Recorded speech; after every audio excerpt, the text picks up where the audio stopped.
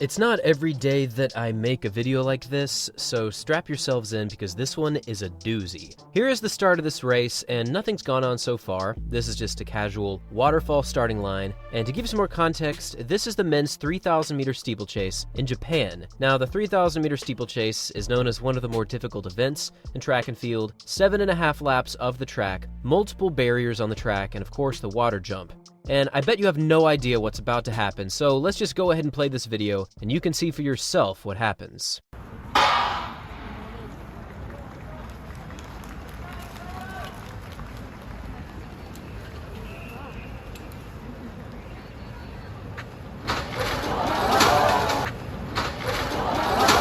That's right, everyone, you just saw a basic 7-person pileup, if not more, before the 100-meter point was even reached. And there is so much to unpack here, and there's actually so much wrong that actually happened in this race. Now, if you're familiar with the 3,000-meter steeplechase, you'll know that you're supposed to start at the 200-meter mark. And as you can tell, these athletes started just a few meters behind the starting line, which is already a red flag for this race, so there is an issue here. It's actually supposed to start at the 200-meter mark so that the athletes can separate before they get to the first jump. And what you just saw is quite possibly the worst result of starting in the incorrect location. It did not take but 3 or 4 seconds for these athletes to get very, very close to each other, and when one person falls in this kind of moment, everyone else has a huge likelihood of having a big issue.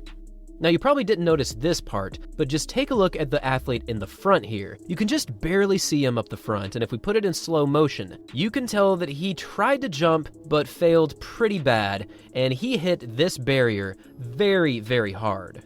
Now, if you're not familiar with the men's 3,000 meter steeplechase and these barriers, these are thick, very, very dense wood pieces that are virtually impossible to move, and I'm actually surprised that this barrier moved because in the professional scene, if someone hits this, they are not going to move this barrier. So this isn't really one of the big barriers that you'll see in the bigger races around the world. I'm not exactly sure what this is, but it's some kind of barrier, but it's not the super thick wood barriers that you'll see during the World Championships or big events like that. After a very difficult hit for the first athlete, who probably knocked the wind out of himself, the other athletes just tumbled down, and this was a very disastrous start. In fact, this might be the worst start that I have ever seen in any race. There's a few other races that I can think of that had a very difficult start with athletes falling. There's a few cross-country races that come to mind, but this one might be the worst because it's all in the hands of the race organizers, I would say. The 3,000 steeplechase is made so that this kind of thing doesn't happen, and you have to feel for pretty much every single athlete here, because I would imagine that we just witnessed an event with multiple injuries and likely some kind of season-ending injury, honestly.